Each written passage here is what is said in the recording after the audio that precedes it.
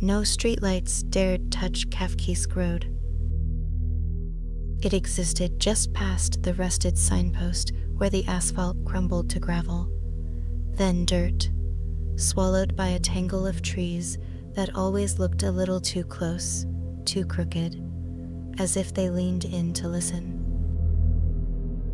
Every Halloween, someone took the dare. And every Halloween, someone didn't come back quite right. It's just a story, Quinn muttered, tapping the steering wheel. Urban legends are like chain emails. They only work if you're dumb enough to believe them. From the back seat, Marla gave a dry laugh. Or smart enough to pay attention to patterns. 12 kids have vanished in 10 years. Always Halloween, always this road. Technically, said Trey, adjusting the camera on his lap, 3 of them were found, sort of. Yeah, Jace added with a grin, after they clawed their eyes out and walked into traffic. He mimed gouging his face. Real charming personalities, too. Silence fell in the car. Outside the windows, trees thickened like ribs closing in. The paved road beneath them turned to gravel, then dirt. Tires crunched. The air shifted. Lena, quiet until now, leaned forward. Did anyone else feel that? Feel what? Quinn asked. Like the temperature dropped. She rubbed her arms. And we haven't even turned off the main road yet. Then they saw it. The sign. Faded white paint on an old, leaning post, Kafkaesque Road. And just beneath, in red spray paint, someone had scrawled, "He sees what you think." Marla gasped. It's still here. You sound excited, Quinn said. Should I be worried? She didn't answer. Instead, she clicked on her recorder and whispered, October 31st, midnight, entering Kafkaesque Road with 4 witnesses. The truth will be seen tonight. They crossed the threshold. The car's radio died instantly. Cell signals vanished. The headlights dimmed for a heartbeat, just a flicker, but long enough for Lena to flinch and Jace to mutter a nervous curse. Then, the trees closed in, and the road swallowed them whole. The dirt turned darker beneath the tires, like it had been soaked in something old and thick. Trees arched above them, their branches reaching across the road like fingers intertwining. Shadows curled unnaturally in the corners of the headlights. Okay, this is definitely different than Google Maps, Jace joked, but his voice lacked its usual edge. He kept glancing behind them like something might be crawling up the road. Marla was fixated on the dashboard recorder, whispering notes to herself. Temperature still dropping, visual anomalies increasing. The trees, they're bending toward us. We're probably just noticing more because it's dark, Quinn said, gripping the wheel tighter. But even he didn't believe it. The air felt wrong, like it wasn't meant to be breathed. Then, the car's headlights caught something ahead. A rusting sedan sat in the middle of the road, its doors flung open wide like a scream frozen in metal. One of the doors was swinging gently in the breeze, but there was no breeze. Quinn slammed the brakes. The hell is that doing here? No lights, Trey said, flipping open his camera. It's still warm, he added, holding a hand above the hood. This was running not long ago. Maybe someone else dared to drive down tonight, Lena offered, but her voice was brittle, like she didn't believe herself. Inside the car, the smell hit them first. Metallic, sweet, and sharp. On the driver's seat sat a spiral-bound notebook, its pages weathered and crumpled. Trey picked it up with shaking fingers and flipped through it. Every page was filled with crude, frantic drawings. Spirals, screaming mouths, slitted eyes. One phrase scrawled over and over in bold black ink. He sees what you think. He becomes what you believe. Okay, Jace muttered, backing away. This is officially messed up. Let's just turn around. Quinn tried. The gear shift clicked into reverse, but the car wouldn't move. Tires spun, but they stayed in place, as if something beneath them held tight. Then, the lights flickered again. And this time, they didn't come back on for several seconds. In that moment of darkness, something tall moved between the trees. When the lights snapped back on, Quinn stared at the road. Nothing. But Lena screamed.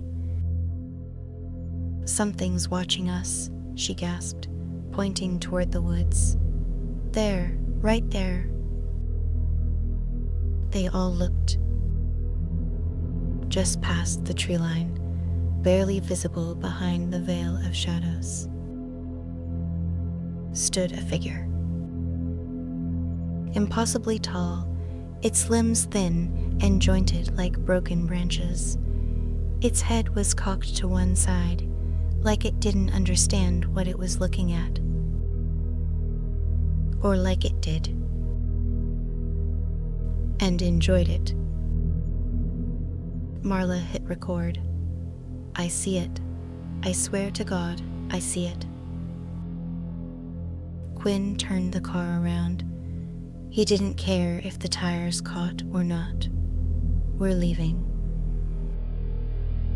The car lurched forward, finally moving. But something was wrong. The trees, the shape of the road, the pattern of potholes, they all looked familiar. Lena grabbed Quinn's shoulder. We already passed that tree. The one with the gash. We're going in circles. That's impossible, Quinn snapped. We turned around. Look, Marla said, holding up her phone. Trey's footage. He was filming when we saw the figure. Everyone crowded around the tiny screen. The video was shaky, jittery. The trees danced with static. Then the camera panned, and the figure came into view again. Only this time, it wasn't in the woods. It was behind them, standing in the middle of the road, smiling. A sound came from the speakers, a low, wet chuckle, like bone grating against whetstone. And then the screen went black. Trey dropped the camera. The car slammed to a halt on its own. And far ahead, at the edge of the headlight's reach, the figure stepped onto the road. The demon stood perfectly still. Just beyond the edge of the light, its outline shimmered like heat above asphalt. It didn't move, didn't flinch, it just watched. Then, the engine sputtered and died. No one spoke. Even Jace, who always had something to say, sat frozen, clutching the door handle like it might save him.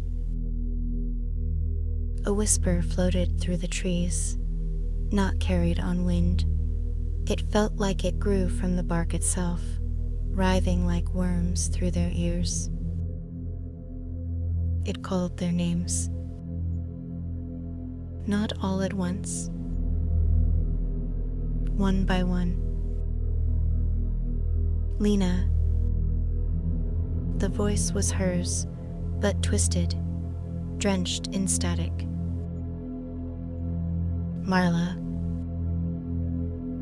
Softer now, closer. Quinn. He covered his ears. Nope, nope, not real. Trey's camera began recording on its own, the lens turning toward them. "Something's in the car," he whispered. The lights in the cabin dimmed. For a brief moment, Marla's reflection in the windshield didn't match her movements. It smiled while she trembled. Then Lena screamed. "Look!" Outside her window, nailed to a crooked birch tree, was a mirror. Old, splintered, with streaks of red dried blood across the glass. In its reflection, the 5 of them sat in the car. Except Lena's reflection was smiling, wide, unblinking. And it slowly turned to face her, even as she sat frozen. The mirror shattered. Everyone ducked, but no glass fell. The sound came from inside the car.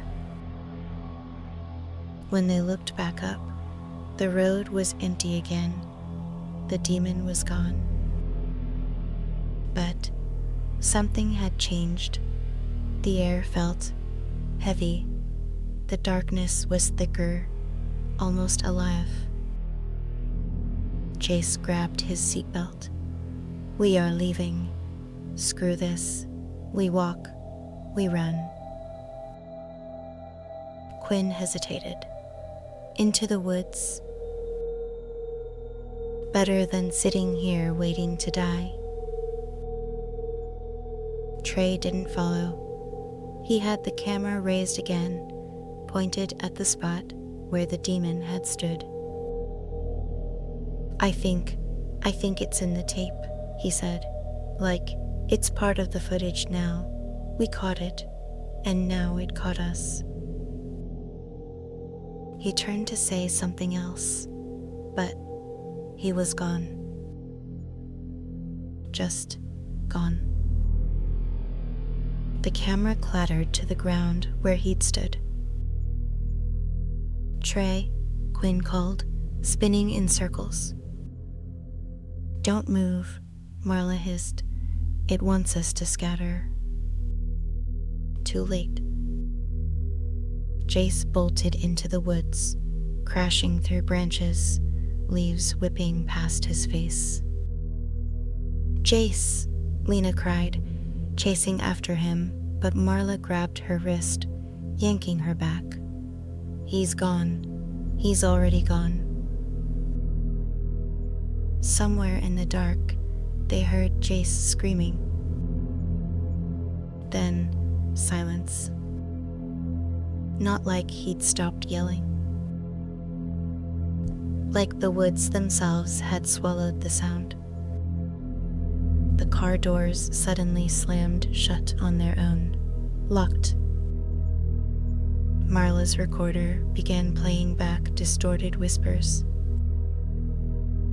He sees what you think. He becomes what you believe. Feed him your fear. Lena sat shaking, her hands over her ears. He knows us. He knows us. Then, a snap. A sickening, wet pop echoed from the trees. Quinn ran toward it. He found Jace, or what was left of him, hanging from a tree by his own seatbelt. His face was twisted in horror, his eyes wide open, mouth frozen mid-scream. Scratched into his skin, along his arms and neck, were the words, "I believed, I became." Quinn turned and vomited into the leaves. When he stood up again, Marla was there. She didn't look surprised. You knew," he whispered. "You knew this would happen." She didn't deny it. "I've been here before," she said quietly. "My brother disappeared on this road.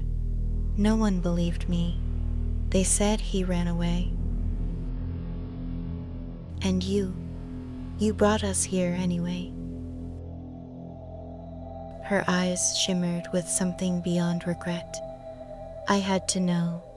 I had to see if it was real." Lena stood behind them, arms wrapped tightly around her shaking body. "He's not just a demon," she whispered. "He's an idea, and we're feeding him." The woods had gone silent again. No birds, no wind, just the crackling static of reality fraying around the edges. Quinn stared at Jace's hanging body swaying gently from the tree. "This isn't just some cursed road," he said. "It's a trap, a snare set by something that doesn't exist unless we let it," Marla finished. She sat cross-legged in the dirt, facing Lena and Quinn like she was about to conduct a seance. Her voice had lost all fear. Now it was reverent, odd. "I was 11 when my brother came here," she said. "He was dared by his friends just like us. They came back, but he didn't. I always thought they were lying, hiding what they did to him. But a month later, one of them jumped off the school roof. The next walked into a frozen lake." "And you came back?" Lena whispered. Marla nodded. "I had to. I studied every story, every case, and they all have one thing in common: belief. The demon never attacks first. It waits. It watches. It grows inside your head, like a seed." Quinn backed away. "What are you saying?" "I'm saying we've already lost." Then she looked up and smiled. Quinn froze. Something about her smile was wrong. Stretched just a little too wide, her lips cracked and bleeding. Her eyes had gone fully black. Not dark, black. Like two holes punched in the world. Lena screamed and fell back as Marla stood, her arms limp at her sides. "He's part of me now," she said softly. "It's what he does. He makes you doubt, and the moment you wonder if it's real, He is. You lied to us, Quinn said. You used us to feed him. Marla didn't blink. Someone always has to.